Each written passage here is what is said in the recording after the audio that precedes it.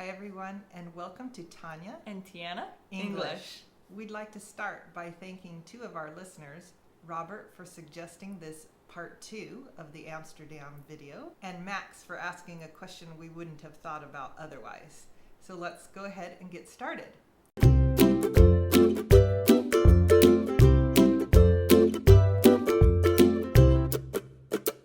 So Robert asked us just to talk a little bit more about your trip. And then Max asked us, when you were in Amsterdam, were people surprised to meet an American? Well, I don't think they were very surprised because there are a lot of people that visit Amsterdam. So there were a lot of tourists from many different places. I did speak to a friend of a friend who is a native to the Netherlands, and she was very curious about life in America and, what it's like. But I wouldn't say she was, surprised, Yeah, So, yeah. mhm. Did she, or not just she, but did the people speak English easily? Oh, yeah. Almost everyone speaks English in the Netherlands.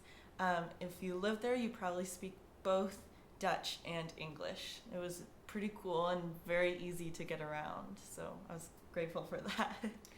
Other than the family friends that you stayed with, did you meet or do you think you saw very many other Americans, or could you tell? Yeah, I couldn't tell, just, walking around, but I did meet a girl in my hostel who lives actually very close to where I was born. So that was kind of cool to just run into someone from this tiny town. And but yeah, other than that, I didn't really talk to anyone who was from the United States. Okay, so you ran into someone in the Netherlands who was born in the same place you were born in here in the United States. Yeah. That's cool. How did you figure out that you were both from or born in that area? We were just talking in our hostel, and I didn't know her, but we were, asking where each other was from, and yeah. That's cool. That's cool. Tell us a little more about your hostel. It was a great hostel. Actually, it was one of the best hostels I've ever been to. I've stayed in a few. They were a little, I think almost every hostel I've been to has been worth it. They're so, cost effective. But this one was really cheap and so nice. It looked like it had been remodeled recently. They had the really cool decorations with all sorts of colors and really cool kind of modern trendy twists.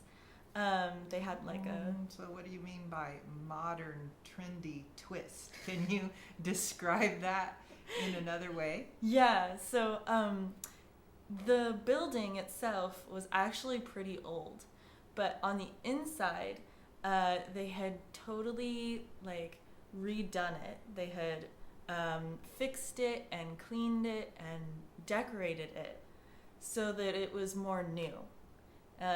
And it had, when I say trendy, it had emojis on the wall, and it was kind of just I don't know how to describe that. So trendy is usually something that is popular now. So, for example, like you said, emojis, which are the little faces you use when you're texting, are very trendy right now. And probably they will be trendy for a while, but it's very popular to see them on t-shirts, or I think my other daughter has one on a key lanyard, or a lanyard is a thing you wear around your neck so your keys can go on it, and hers has emojis on it. I've seen them in other places, so it's popular right now. That means it's trendy or in style. Yeah. And you could tell this because most of the people staying there were around my age. So when you say around my age, you mean close to your age? Yeah. And if you had to guess the age range in the hostel? What would you say? I would say probably 18 to 26 or so. Okay. Were there any people that were maybe older outside of that range? Maybe, yeah, I didn't run into anyone who was, though. Okay. So. Or how about children? Anybody there with a child?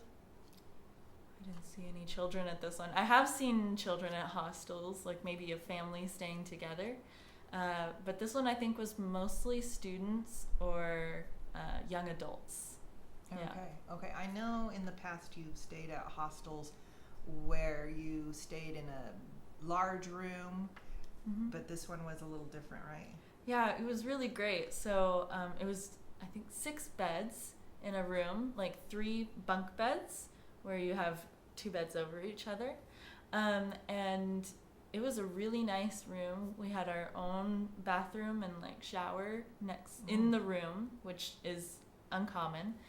And so 6 people sharing one bath, like a shower, and one toilet. Yeah. In your room. Okay, and how'd that work out? It worked really well because the sink was separate from like the toilet, which was separate from the shower. Okay. So there wasn't really a problem like if someone's in the shower and you have to go to the bathroom. that didn't happen. So okay, that made it easier. Yeah, a lot easier. So very cool. Any other stuff about the hostel that you think was cool or interesting or different from other hostels you've stayed at? Yeah, this hostel had a cafe in it, which some hostels do. I think they had a bar too. But this cafe was really nice, and their food was delicious. And they had some like comfortable chairs like this around, and they had different tables. They even had a little atrium inside, cool. Which is where like it was like encased in like glass and had plants hanging from the ceiling. It was really cool. Right. So sometimes an atrium can be called a courtyard if it's in the center of the building and it's an outdoor space. But an atrium is typically smaller than a courtyard. Could you go into the atrium? Do you know? Yeah. Okay. There was seating for the restaurant. It wasn't like a courtyard though because it was indoors. Like it wasn't open in the top. So. Interesting. So it wasn't an atrium or a courtyard. It was a fake atrium. Was it outdoors? No. Huh. It was just in the middle of the cafe, and it looks like it was kind of outdoors because they had lights going into it, and they had plants all around. It was really pretty. But yeah, it was all indoors. Interesting. Kind of like an indoor-outdoor area. Yeah. Cool. That's cool. Yeah. So a couple other things. Did you have any culture shock while you were in the Netherlands? Not as much. I think I was kind of prepared for travel to Europe after I had studied abroad there. I definitely felt culture shock on that trip. So on that trip, what do you mean by that trip? When I went to study abroad in England. So how long ago was that? That was last year in like September to December. So okay. So since you were in England before and while you were in England you traveled to a couple of different countries in the not in the United States, in Europe, right? Yeah. Where else did you go besides England? Mostly around the UK. So I went to, obviously, England. I went to Ireland, the Republic of Ireland, and Wales. And then the only country I got to go to outside of the UK was France. But that was one of my favorite trips of that whole time. So it was really great. And it was very similar going to the Netherlands. I didn't feel quite as much culture shock because I was just like, yes, this is, I'm back.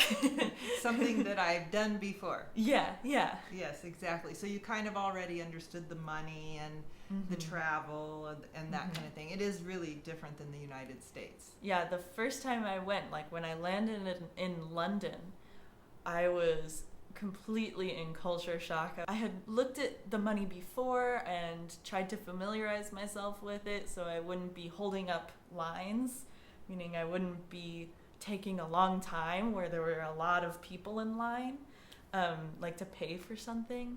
But still, it was very different. Like, oh my gosh, they actually use this money. Which is interesting when you have seen something.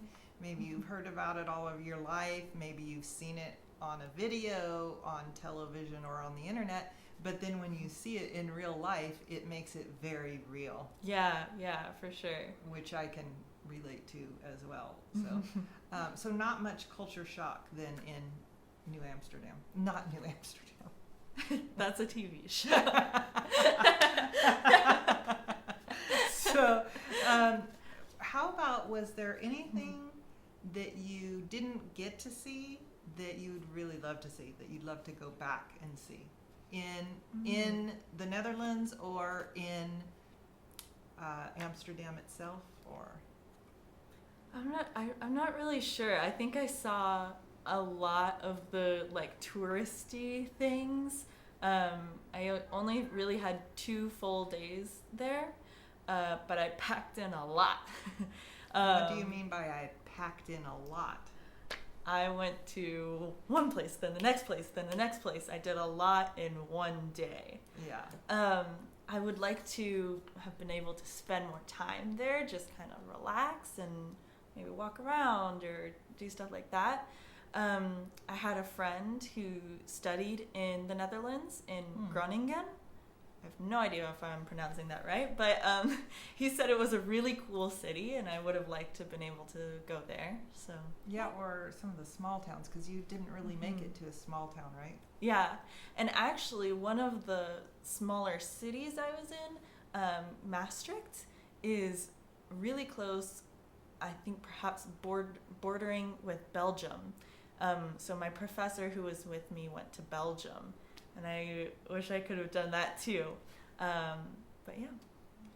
So if you went back to Europe, what would be one of the places, there's probably several, but what would be the place you would next like to go?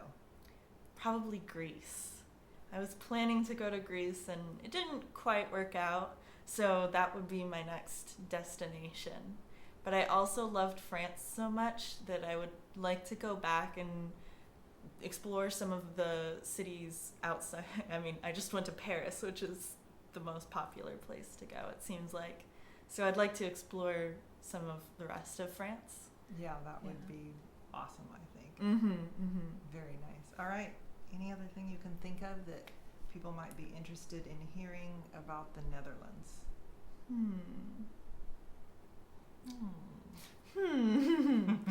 That's a good question. I don't think we covered it? Yeah, I think we got it. Okay. So if you do have any more questions, be sure to leave them in the comments below.